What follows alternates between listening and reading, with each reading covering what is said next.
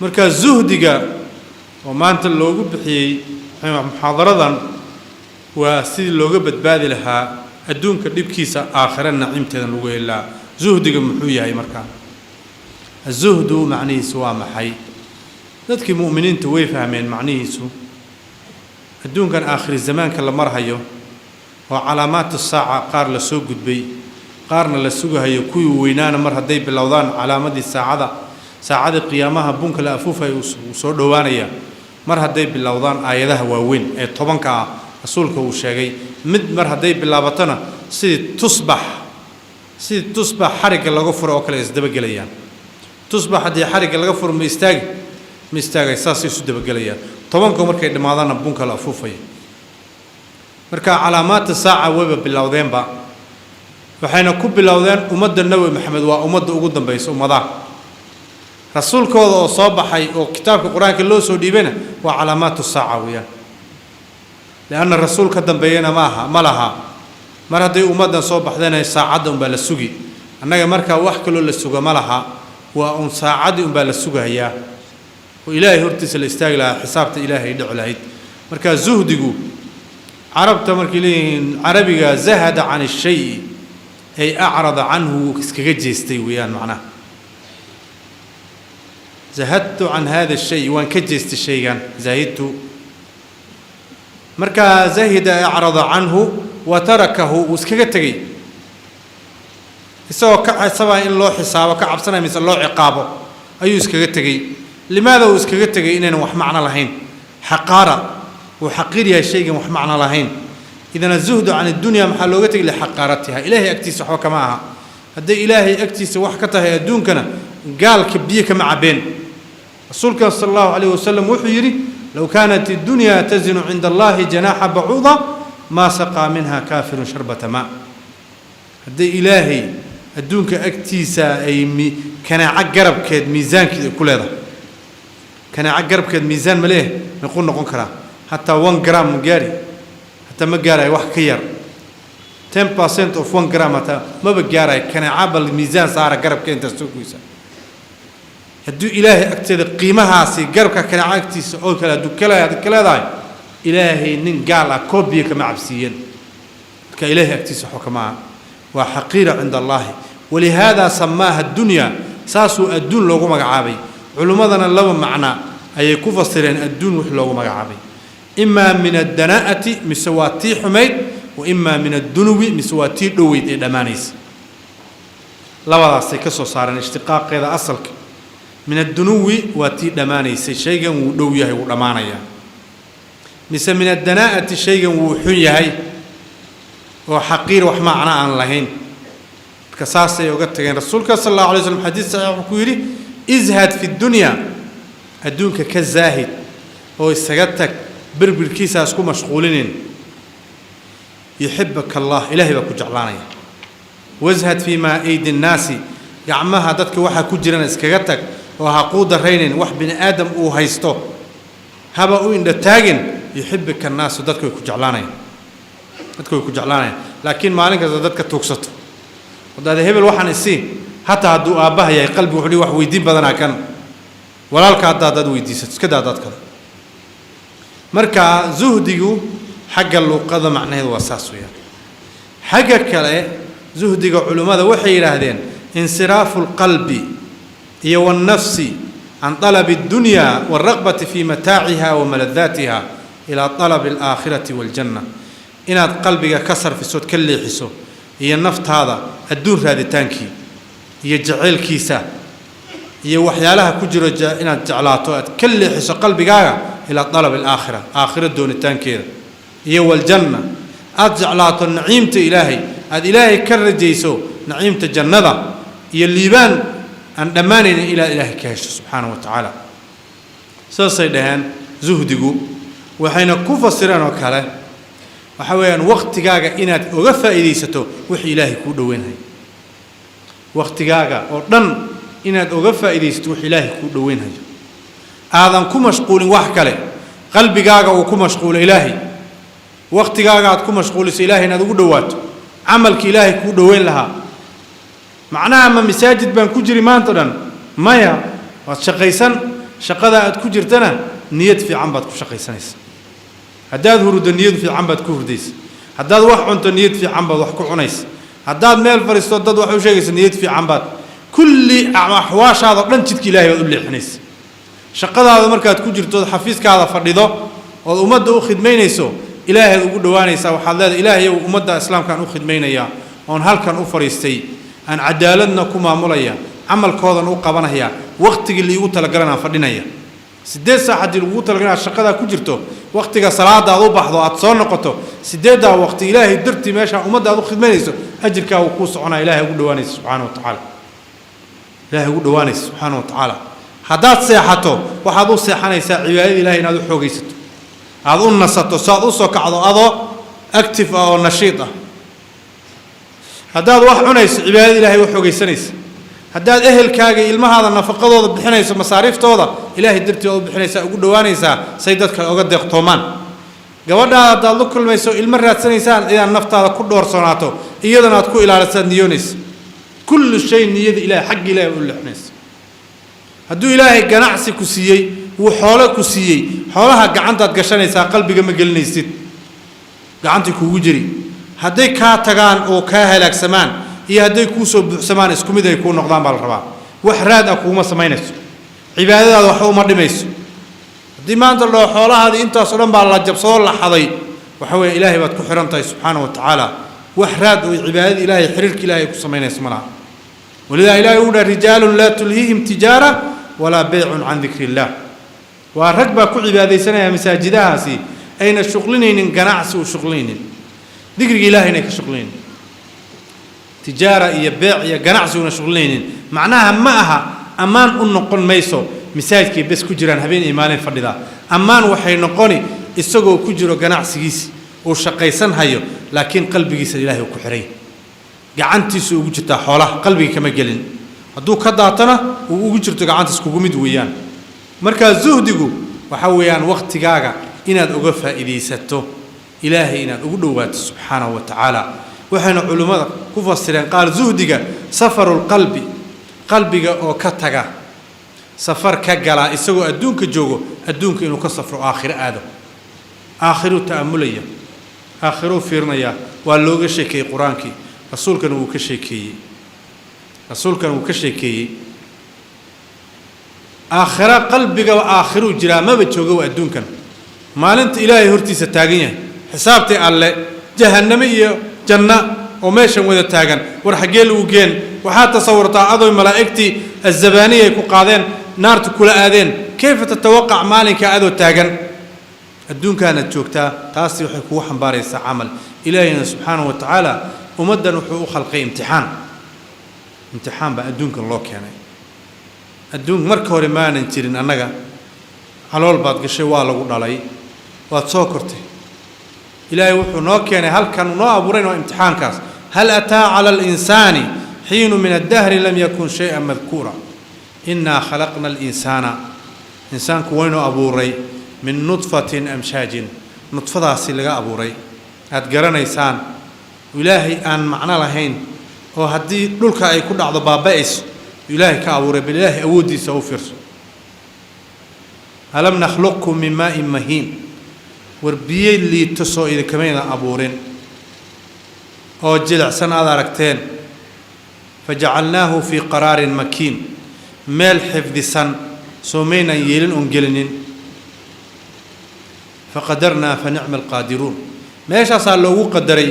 oo ilaahay subxaanahu wa tacaala uu koo soo saaray adigoo saas ah biyahaasi liita oon macnaha lahayn ilaahay kaa abuuray yaad kibraysaa adduunka dhan ruuxda iska dhigaysaa oo dadkaad ku takabburaysa nabtaliihi buu yidhi markaa maxaan u abuurnay nabtaliihi liajli inaan imtixaanno imtixaan ruux markuu gelhayana waa inay maaddadii uu ku gelhaya la siiyo soo ma leanna haddaan ku idhaahdo kaali maaddaan idinku imtixaanayaa hadda maxaad i weydiinaysaan sheekhow noomaada aqrinin mudakaradii kitaabka aan ka aqrinay namaadan siin see nooda imtixaani ilaahay wuu noo keenay subxaanahu wa tacaala iyo wixii lagu fahmi lahaa waxa lagu imtixaanayo fajacalnaahu samiican basiiran ruux waxa maqlina waan ka dhignay wax arkina waan ka dhignay markii lagu siiyey samcigii basarkii yaa rasuul noola soo diray innaa hadaynaahu sabiila jidkii baynu ku hanuuninay oo wanaaggii iyo sharti baa loo sheegay rasuul baa loo soo diray khayrkii way u caddeeyeen wanaaggiina shartina way oga digeen markii sharti looga digay wanaaggiina loo caddeeyey labadaa dariiq mid unbuu caqligiisa marin wuxuu noqoni innaa hadaynaahu sabiila imaa shaakiran wa imaa kafuuran mid ilaahay ku shukriyo oo ilaahay raaco rusushina rumeeyo jidkaa maruu noqonaya wa imaa kafuuran mid ku gaaloobo oo ka leexda dadka markii imtixaan laga qaado oo natiijada la soo dhajiyo dadna way baasayaan dadna way dhacayaan soo ma dadna abaalgudaa la siinayaa dadna abaalgud la'aan baa la dhigayaa waa kan shaakir iyo kafuura la kala noqday maxaa loo diyaariyey imtixaankii maalinta qiyaama innaa actadnaa lilaalimiina yaan u diyaarinay cadaab baa loo diyaariyey dadkii wan wanaagsanaana ina alabraara yashrabuuna min ka'sin kaana misaajuha kaafuura kuwii baariga ah ilaahay raacayna jannada ilaahay geynayaa imtixaanka ugu daranna waa kaas ee lagu kala baxayo naciim iyo naarna lagu kala tegahayo taana waxaa keenayaa lagu badbaadayaa inay adduunkan xaqiiqadeeda la fahmo gacanta la gashadoon qalbiga la gelinin ilaahayna lagu xirmo aakharana xisaabteeda loo diyaargaroobo markaa zuhdiga waa taas weeyaan culimmada qaarna waxay ku fasireen zuhdiga waxay dhaheen zuhdiga waa saddex shay zuhdigu waa saddex shay tarku lxaraami ruuxa inuu xaaraanta ka tago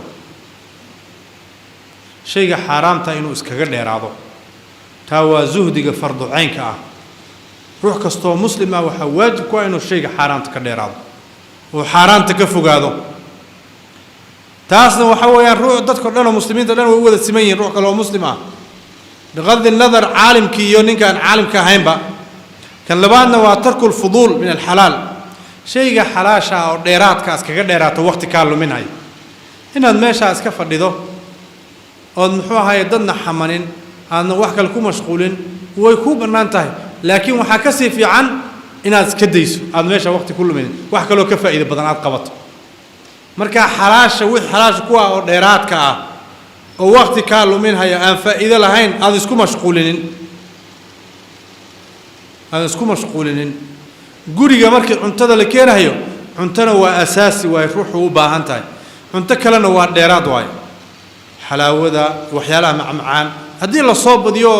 meeshaba laga buuxiyo meel laga fariisto la waayo wixii way bannaanta in la soo dhigto laakiin waxay kaa mashquulin baa ka badan iyo xoolahay qaadan baa ka badan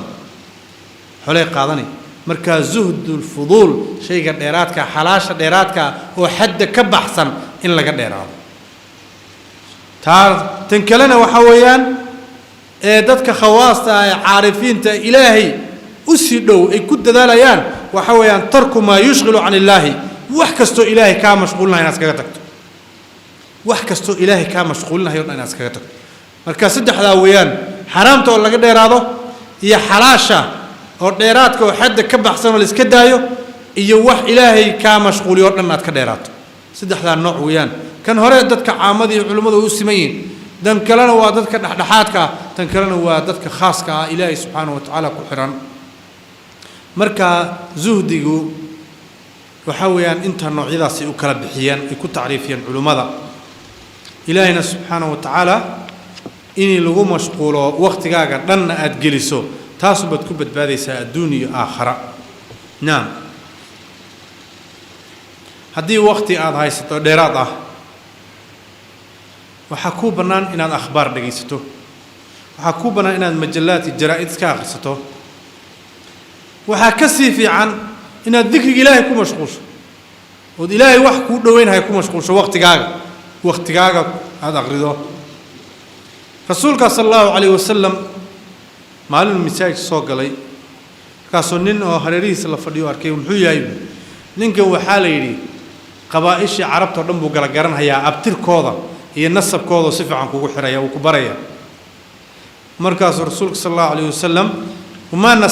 نصابة ويان بل إنك النصابة محوية هاي كاسو محوية يعرف أنصاب العرب عربت النصب ياشا ضمبو قرنية مركز وحي رسولك ذاك علم لا ينفع من تعلمه أنا وحبه أنفعين ولا يضر من جهل بي روحي جاهل كان نقضنا وحبه كدبين لكن وحكسي فضل بدن علمك كلا شرعك إلهي يقول وانا سنة برته نعم مركز زهد أقسام تيسو أقسام بالشيئين علماء زهد في الحرام روح إنه زهد كدير هذا حرام تلقى دير هذا والله قد تقطعوا فرض عين واي روح كستنوى لازم حرام إنه كدير هذا حرام عن حدان نقطه أحوال إلهي وكو عقابي إلهي وكو عقابي الدون كان عقاب إلهي كو تصيا آخرنا إلهي وكو عقابي حرام تمركا وي بضتي هذا ميل كستدك وصوق شيء ربادي وعمل لوغا بحصد لا إيه مقعيب بدل لو بحيي سيدي خمري مقعيب بدل لو بحيي خمري مقعيب بدل بلو بحيي واحد كستنتي لو نحضرها وحاليلي وشرابك حوق واي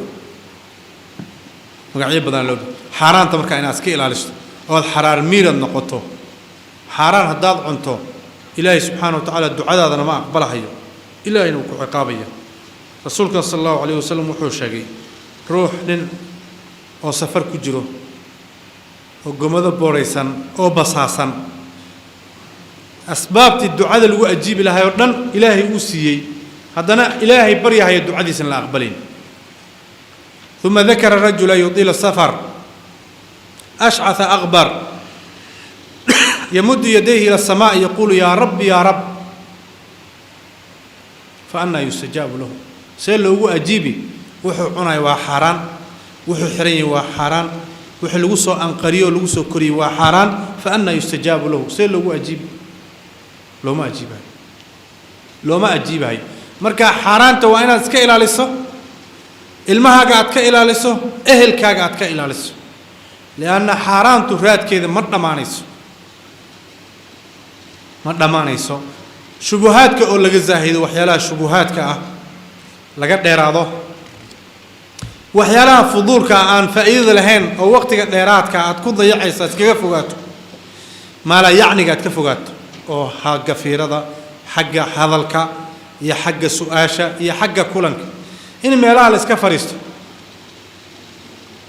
وما لا يعني إن واحد معناه لقوها الله أن الدنيا آخر وحبة كفائدة سنين تكون هذا شو ما لا يعني إن الإيش هذا كفير سواحا معنا لهين وما له اللو استاجو التلفزيون هذا كبد العيار هاي أنا يعني وياه وحاسي الدون وحكومة فائدينس آخرنا وحكوه لميست ما لا يعني وياه عمر جاء وقت كم إذا ضيع ذي إلهي نوكويدين دونا عمر جاس عيال لو يدينها إلهي مركي الهري ماد وعن عمره فيما أفناه عمر جيس الروح محوك تكسيه لأن رسولك صلى الله عليه وسلم يقول لا يزال قدم عبدي يوم القيامة حتى يسأل عن أربع إلى أفر شيء لو يديه أفرتا شيء وحاكم إذا والعمر جاي أن كسيني للربعين تكون تودو الخير كوكلا الخير كوبر الله هيت محات كوقبتي جوابه أنا ديارسته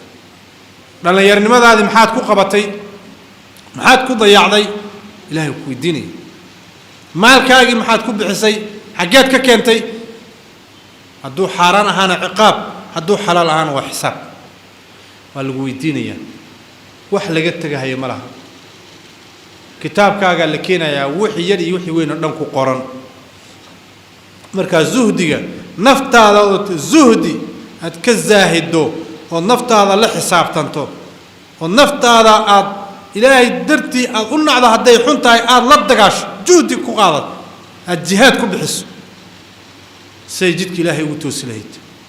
لأن نفطا وحي لبروان هداد برطة ما لا يعني هي معنى الدري إني سوه هجان ستوي كو أتكانيس مركا إناد هجان كو قبطو أود مريك أذا كحرتو سي إلهي وهجان ستو سي إلهي وهجان ستو قلبك مر شهواتك وحنا دو كحريرو لا يصح له زهد ولا ورع شهواتك شبهاتك وحنا معنا لهين هدو قلبك كحرمو زهدك ماذا صفو من مركا فرق يودحي زهدي ورع ومحي علماء ذو كهذين زهدي ورع فرق يودحي ومحي زهدي ورع فرق يودحي وحويان زهدي والروح إنه كتجو وحن أنفعين آخر وحي أنكو أنفعين آخر لن أتكديس أي شيء أن آخرك هو أنفعين أتكديس ورعنا وحويان إناد كتكتو واحد كعب سنة سنو آخر كدبه كحل دير لبلاس زهدي ورع زهدي محانري وحا أدو آخر أنكو أنفعي إنه تسكديس ترك ما لا ينفع في الآخرة ورعنا ترك ما يخشى ضرره في الآخرة واحد يبكي سلقا عبسنا آخر إنه كدبه ودسكديسه زهدنا وحا أن آخركو أنفعي إنه تسكديسه marka labada asaasi ku kala farqiyeen zuhdiga iyo waraco maxaa weeyaan asbaabta ku kaalmeynayso inaad zaahid noqoto asbaabta ku kaalmeynayso ruuxa inuu zuhdi uu ku sifoobo waa maxay asbaabtaasi culimadu way sheegeen umurtaasi waxa kamid ah dawaamu muhaasabatu nafsi naftaada weliga inaad la xisaabtanto iyo والتفكر في عيوبها iyo عيوبteeda aad ku fikirto adi ceebahaaga ku mashquul dadka kale ceebooda waxba raadin laana naftaada ceeb ka buuxda naftaada nuqsaan ka buuxda adiga dadka ugu liita adigaasi naftaada la xisaabtan waqti u heli maysid dad kale inaad aado naftaada ka dhamaanayniba inta haddu ilaahay ku tuso waxa weeyaan liibaan weyn baad gaartay man absara ayba nafsihi shughila an ayba ghayrihi ninkii ceebtiisa arko isaga oo cuyubtiisa ku mashquulo waxa laga mashquulinaya cuyubta kale dad kale wuxuu ka shaqloomaya oo ka mashquulaya cuyubta kale inuu raadiyo kan walaalka midaad ka raadini adigu ay kugu jirtay horta taada daawe midaada daawe marka hore walaalka haduu liito adigan bal ceebta way kugu jirtaa laana sifa insaaniya bini aadamnimada ka dhaxaysa kan isaga ceebtan aad ku aragto bal taada aad iska dhaxfiiri laakiin hadaad ku isku shuqlido aybaha dadka kale ilaahayna wuxuu dad kale ka dhigay inay taada ku mashquulaan inay dadkaadi ku mashquulaan inaad naftaada ka ilaaliso ujbi iyo ghuruur iyo kibir taqsiirkaada iyo gaabitaankaada ilaahay xaqiisa aad ka gaabisay aad fiiriso naftaada aad u xisaabtanto sida ruuxa aad wadaaga xoolo wadaaga aad tihiin oo ku tuhmayso inuu ku khiyaanayo sida loo xisaabtami ruux baad partnership aad leedihiin oo sharikad baad ku wada jirtaan waana tuhunsan tahay ninkan inay wax ku jiraan oo ku dhacayo waxyaala ninkaas si fiican muu dabageli mise waad ka seexani waad dabageli waad la xisaabtami waad fiirin meeshu wax mariyay wax wastan waad weydiin si xisaabta si fiican u soo fariisato naftaada sida ka daran bal raayna oo la xisaabtanto naftaada sida ka daran bal raayna oo la xisaabtanto hadaa la xisaabtami weyso naftan way farabaxsanaysaa oo la jihaado marka nafta shaygu ugu horad kula jihaadin waxa weeyaan inaad xibnahan ka ilaaliso xaraan raas maalka ugu hore waa inaad ka ilaaliso xaraanto dhan aad ka ilaaliso oo aad badbaadiso xibnahaada dhan inayna ku dhicin wax xaraana marka kadib uu israafu naftu uu israafaya inay jawaarixdan iyo xibnahan meel kale ku leexiso marka kadib uu kala ogaanaya khasaare iyo faa'iido wuxuu ku jiro taam baa lagu diray naftaada ku mashquul adiga mid kale jannada soo xusuuso ilaahay subhanahu wa ta'ala wuxuu u diyaariyay jannada horta maxay tahay dadku waa la dhimanaya xagee loo socdaa ilaahay subhanahu wa ta'ala suurtagal miya dadka inuu cabaf u buuray ciyaar ay iska dhimanayaan sida gaalada aaminsan yihiin ayda kun cidaam an-nakhira miyana la soo celini qaaluu tilka idan karatun khasira wa soo celin khasaartay ilaahay soo celin ايش الحكمه الدون كان waxa loo abuuray iyo dadkan iyo cibaado la isku laazimiyay oo ilaahay subhanahu wa ta'ala la isku xiray oo rumaysanahay geyb aakhira ilaahay iyo rusushi iyo malaa'ikti iyo qadarki waxaan oo dhan ilaahay subhanahu wa ta'ala uu dul nagu saaray ma meel aan ba loo socdaa